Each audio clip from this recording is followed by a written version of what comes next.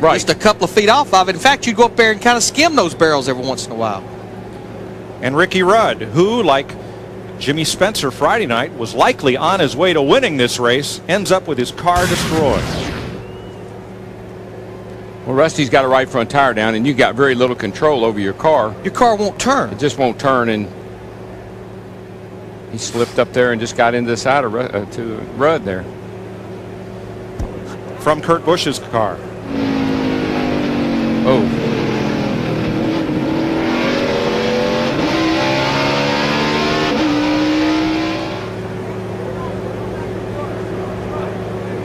That's the 12 crew there. He's taking the lead with all this going on. Someone's misfortune is always somebody else's good fortune. In this case, Ryan Newman takes the lead.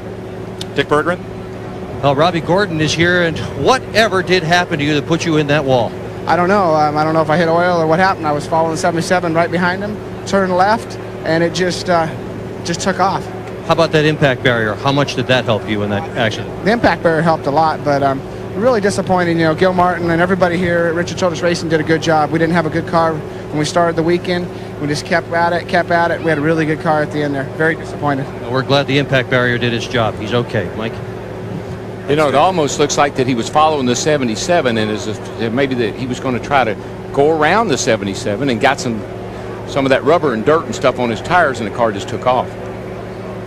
You know, you talk about people's fortunes. I mean, cars that got their lap back because of this. Kurt Busch, Dave Blaney, Bobby Hamilton's back on the lead lap. Kyle Petty, Bill Elliott, Mike Skinner, Kenny Schrader, all these cars get their lap back because of the leader wrecking. So we're under a red flag with 88 laps to go, 10 caution flags. We've set a record for the 3/4 mile Richmond International Raceway for caution laps set here last September.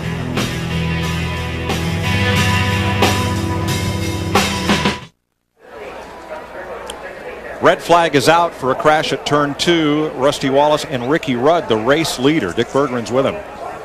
Now, Ricky Rudd is on his way to the car to see what's left of it. That looked like an awful hard hit. How hard was it? Well, it was pretty hard. The biggest thing was pretty frustrating. We had a really good race car, this Avalon Taurus. You know, we're just counting the laps off, and I don't know, we came up on a 2 car, and it looked like he changed about 3 lanes. I couldn't see. He was in the middle of the racetrack. I went around him on the outside. Next thing I know, I got hit in the left rear quarter panel, and you know, just was a big surprise because we were just sort of playing it cautious there. And obviously a big disappointment, too. He was looking to win it. He won here in the fall. Mike? Going to be a lot of work to get that car back on track. Rudd came in here 8th in the Winston Cup standings.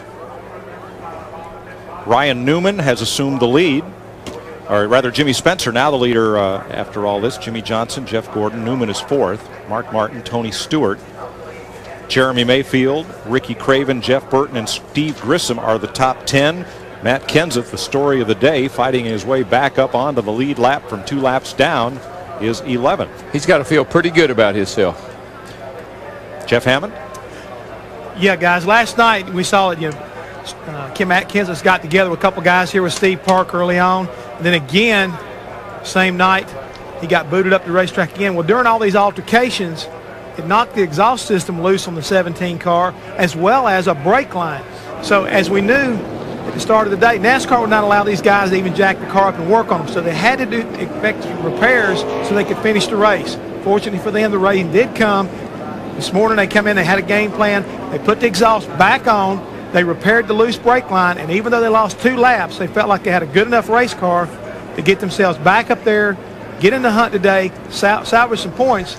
But it's been so good, now he's got himself back up to 11th, and he's continuing for the win. So, I mean, outstanding effort by Robbie Reiser and the whole DeWalt team from Matt Kenseth.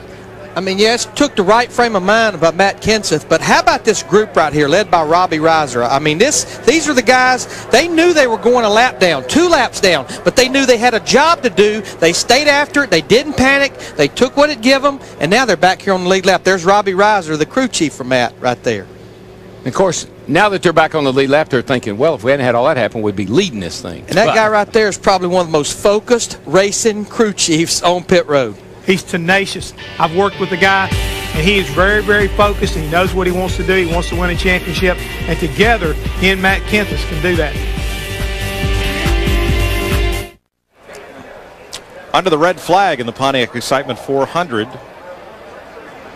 And everybody wants a good picture of their favorite driver as the cars are parked along the front straightaway into turn 1 and 2.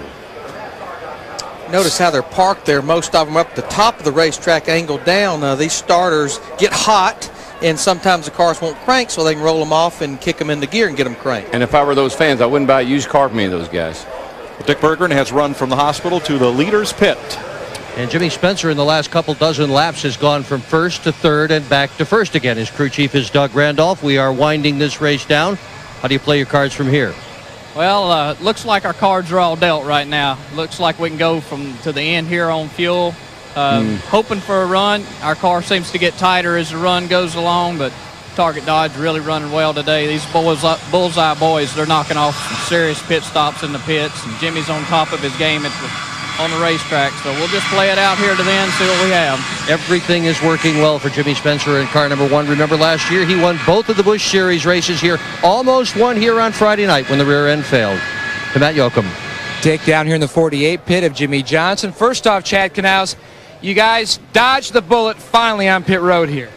Yeah, I can't believe it. We finally had a good pit stop and we didn't get blocked in, and nothing weird happened. So it was a long time coming, and I'm glad for it because it's put us in a good position here. You finally got past your car owner here. I'll tell you what, Jimmy followed Jeff for a long, long time there and learned a little bit from Jeff. And our car is a little bit better on the long run. The tires don't seem to go away as bad as everybody else's. So yeah, we asked Jeff if he maybe give us a little bit of help and let us by there, and luckily he did. Now you guys have worked up to second. How difficult is it going to be to get past Mr. Excitement? Jimmy is very fast, especially on new tires. We don't know how fast our car is early on in the run because we've been trapped back in traffic. But I'll tell you what, this low Chevrolet is very fast. Jimmy switched on, and, there's going to be about 85 laps, and we'll see what happens. He got a boat and a trophy last week. Now all he wants this week is just another trophy. Steve Burns. Well, Matt, that 24 car is getting better and better. Robbie Loomis, you guys are knocking on the door. Have you done it? I tell you, this DuPont pit crew, we owe a lot to them today. They've been keeping us in contention every stop. But car started out real tight. Brian and I have been making a lot of adjustments to it, getting better and better with it. You get Jeff Gordon up there where you can see the front, it gets pretty exciting. About 88 laps to go. Tell us about the end. 88 laps to go. I'm sure you're going to see a lot of different pit strategy here. It'll be exciting to see if they have a caution with about 40 or 50 to go. He's race fans, so you're going to see them sitting there for a long time. It's going to be a good show. Good luck, Robbie. Thank you. The guys, Jimmy Spencer's pit crew, they've been having a great day making pit stops. Here's his pits right here. What I like, this pit right here, it was occupied by Randy Renfro, who's been out of the race for quite a number of laps. So Jimmy's been able to come in here and stop short and turn out. Now, he qualified 40th. That's one reason he didn't get one of the premium pit spots back up pit road. But sometimes qualifying bad, especially if you end up with a car that falls out early, it can work to your advantage. And that was wise on their part. Randy, no disrespect to him, but you got to figure, he's probably not going to be a contender. And so even if he wasn't there, he would be a lap down most of the day. He'd get in and out without him being there. So that was a good call, good catch. Next Friday night, we're going dirt track racing at Canaan, New Hampshire on the quarter mile, and you'll see the results of that on our Busch Series telecast. It's the NASCAR Busch Series taking center stage at the newly reconfigured Loudon, New Hampshire International Speedway. Coverage begins at 12:30 Eastern Time on FX, the Fox Networks, and Speed Channel, your home for NASCAR television. We're going to see if Jason Keller and Scott Riggs for that PPC team, if they can make it 5 in a row. You know what? This looks like what Robbie Gordon might have gotten into, guys. When he turned on the pit lane there, he was behind the 77 car. Maybe some of this, now, Darrell, pain, I guess. Yeah, I think maybe the reason that's coming up is because that's below where one of the earlier crashes was. There was some fluid drop, slid down there. Yeah. Who knows? Maybe Gordon, Robbie ran through some of that.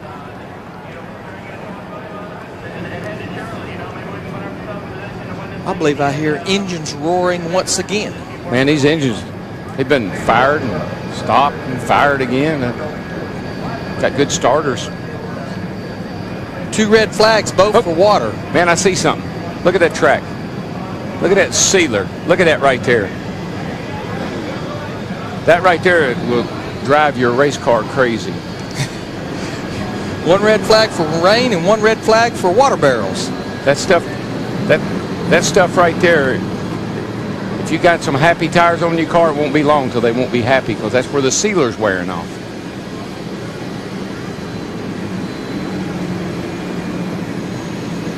3 cars started this race in the back, including both the Joe Gibbs cars of Bobby Labonte and Tony Stewart. They found problems in the engine in both cars. Same problem both cars after qualifying. So from the back to 6th, Tony Stewart today. Matt? Well, Mike, it's taken them about 2 days to get up to the top 6, but Greg Zipadelli, now that you're up there, you've got some track position.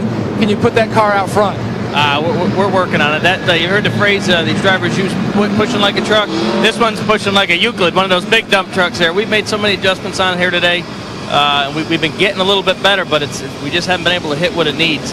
Tony's been doing a good job. Home Depot Pontiac, we're inching our way to the front. Some people had some misfortune, but it's kind of the way we've had our season, so we'll take what we can get here. Hopefully we can get a nice long run here at the end, and maybe we can get up top 5. Who knows? Maybe we can have a shot at winning this thing. They do. It would be the 3rd win here at Richmond. Steve Burns? Matt with Ben Leslie, crew chief for Mark Martin. Well, Ben, what is Mark Martin saying about this race car? Can he get to the front? He's real happy with this car. We're better probably past lap 30 on a run. We're a lot better on the long runs than we are on the short runs. Starts out a little bit loose and then comes to him. Like I say, especially from 50 laps on, we're real good. We need this to go green for the rest of the way. We'll be okay. So you got enough time to get to the front? Oh, yeah. Spent quite a day here at Richmond. Remember last night, 66 laps were completed. A caution for Randy Renfro and a caution for rain last night. And then today, 8 caution flags today. Jimmy Spencer out front. It's been 247 races since his last win. He won 2 super speedway races for Junior Johnson. You know, we keep hearing a lot of the cars complaining, drivers complaining about their cars pushing, and I think a lot has to do with this track temperature continuing to come up. It's up to almost 110 degrees. We see a lot of the cars a lap down or better pitting here, but it's up to over 110 degrees. That's 50 degrees hotter than it was last night, and about 15 degrees hotter than when we started this race. Well, Larry, a car being a little bit tight here is not a bad thing, because again, as the sealer comes up, and I'd lot rather be a little on the snug side. All that does is makes you a little slow through the center of the corner, but it gives you good corner entry and it gives you good corner exit. And with no outside groove, all the guy can do is run into the back of you. So if you're a little tight through the center of the corner, you're going to get off the corner really, really well. And I think I'd rather have it that way with the conditions the way they are. We talked about what the teams have had to deal with. Just look at this graphic on track temperature. Here was qualifying the other day, 96 degrees. Then when the final practice down to 84. Last night we started at 61. The last report I got, it was actually about 110 degrees, but I mean, it's been all over the board for the last 2.5 days. What a day this has been. The race's 4th caution came out at lap 148 for Dale Earnhardt's crash, coming off turn 4. Then at lap 171, Dale Jarrett comes up high and comes down in front of a spinning Bobby Labonte. The 6th yellow, lap 194, Kurt Busch off of Robbie Gordon. Frank Kimmel, the 7th yellow, and then the big one, the 8th caution, lap 227. Kyle Petty on lap 247, caution number 9. And then after a bumping fracas here between Jeff Gordon, Jeff Green, and Tony Stewart, Rusty Wallace has cut down a tire, sending Ricky Rudd into the wall at lap 308, the 10th caution and the resultant red flag as Robbie Gordon, apparently, as Darrell pointed out, slid in that paint entering pit road on the asphalt and got into the water barrier. What a mess. We've got it cleaned up. We're set to go green again. 84 laps to go. 23 cars.